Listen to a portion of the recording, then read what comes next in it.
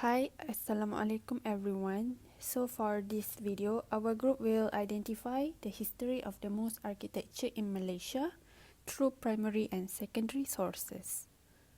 First of all, primary is first-hand evidence by eyewitness accounts come from people who saw or participated in the historical events that are being analyzed. And the primary should be original or authentic, and it must belong to the time of event. Meanwhile, secondary sources is second-hand evidence. It must be provided by persons not present during the historical time under discussion. Without further ado, let's find out and identify the differences between primary and secondary sources from this picture. So, Assalamualaikum. I am the next presenter, Nurizzah binti Zulkifli, 17188038. So, I will discover three primary sources in history of architecture in this picture. As we mentioned before, this is a Kampung Laut Mosque or Masjid Kampung Laut, which is located in Kota Baru, Kelantan. So, the first sources that I have discovered from this picture is the tower of the mosque, or we can call it minarets. So among the most distinctive sight in any Islamic city are the minarets. They are tall, slender tower, which Muazzin called the faithful to prayer 5 times a day. In West and East alike, minarets have become such a distinctive symbol of Islam that political cartoonists use them as to indicate the Middle Eastern or Islamic setting. So due to the migration of Muslims around the world to this place, which is Malaysia or Kelantan, the architecture of the mosque have been significant, as we know that minarets are actually used to call the faithful to prayer. So they remain potent symbol of Islam. So this is how the migration of the around the world can influence the architecture of this mosque, especially the minarets. So next sources is the dome of the mosque, or can be called as Kuba. So dome also one of the characteristics of Islamic architecture. So most mosques also feature one or more domes, and a dome does possess significance within the mosque as a symbolic representation of the vow of heaven. The interior decoration of dome often emphasize this symbolism, using intricate geometric motif to create breathtaking pattern meant to inspire people. So this shows that in the early beginning of the origin of this mosque, people here already mastered in architecture of Islamic building, because we know that to make a dome is need to have a lot of knowledge, especially in geometric. So the last sources is the room form of the mosque. So this mosque used the form of traditional vernacular style in category of 3-tier pyramidal roof.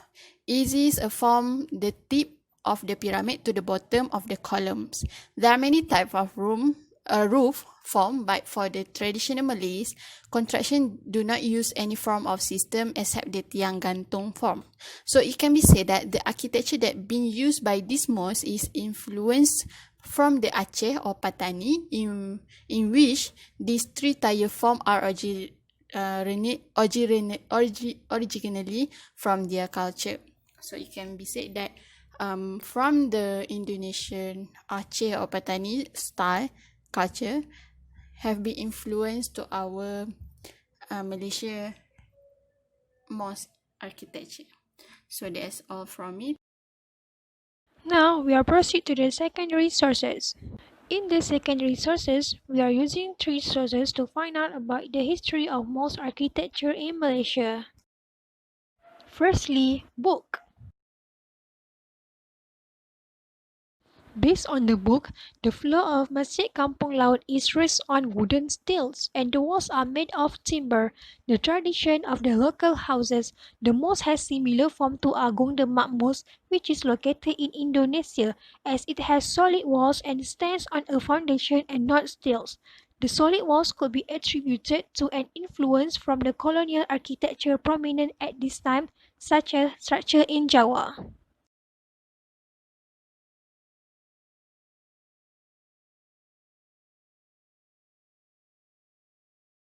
Secondly, documentary.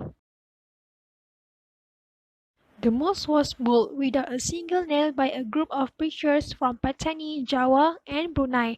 The size is typical of local traditional architecture. Now, the mosque was upgraded with 20 pillars. The mosque has 3-tiered roof, a tower for azan, and a water tank for taking ablution. Lastly, the article. Based on the article, the most basic structure is timber. It's held by 4 main pillars of Saka Guru. The main structure was supported by 16 internal pillars and 24 veranda pillars.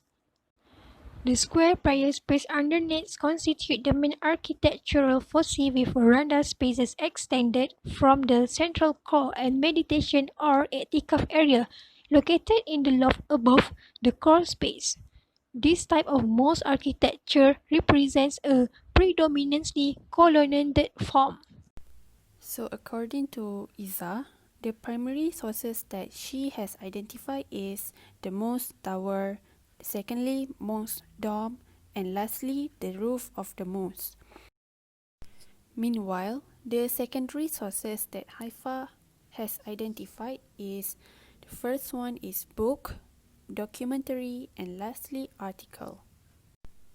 So that's all for our video. I hope everyone can differentiate between primary and secondary sources.